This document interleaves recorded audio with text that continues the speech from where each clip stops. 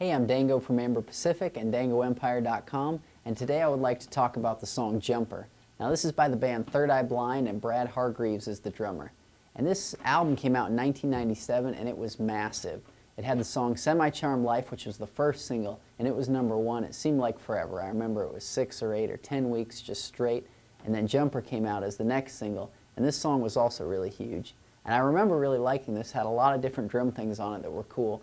And Brad is a jazz guy. I remember reading about him a lot in Modern Drummer, and so he was a guy that was bringing something different to the rock scene. He played a lot of dynamics, and he played a lot of things that really fit tastefully into the song. So some things were really complex, but most of his things were simple, but he did things that really fit well. And so I want to break down some of the drum sections he does in this song to make a pop song or a rock song have some really interesting things in it.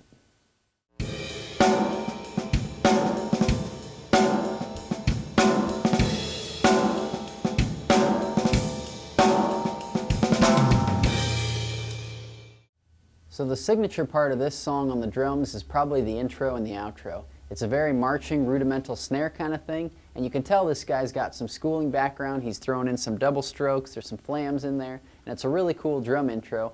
And the way they mix it in the CD is really cool as well, because when it hits the end of the song, it just goes to this snare drum. You hear it in a room, and I remember reading they had mics that were backing away from the snare in a huge room, so it sounded like it was getting further and further away in just this massive room. And so it made this drum part really stand out. And I remember hearing this song on the radio, and they usually didn't cut it. They let this drum outro play, and it would play quite a ways before they started the next song on the radio.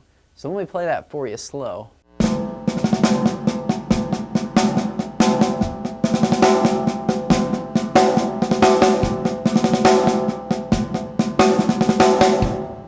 So now what we're doing is some basic back and forth.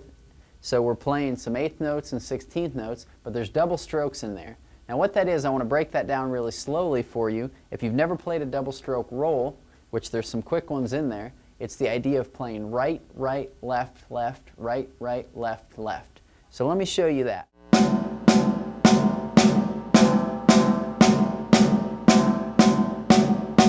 I know you may hear that and say that doesn't sound like much of a roll, but as you speed that up, it has a really cool sound.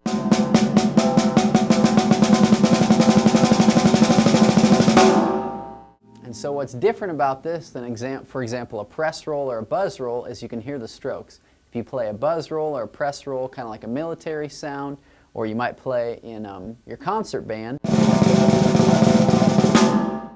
it's a buzz, but you don't hear defined notes, whereas a double stroke roll. And so what's cool about putting these into a song and in time is you can throw them in different places.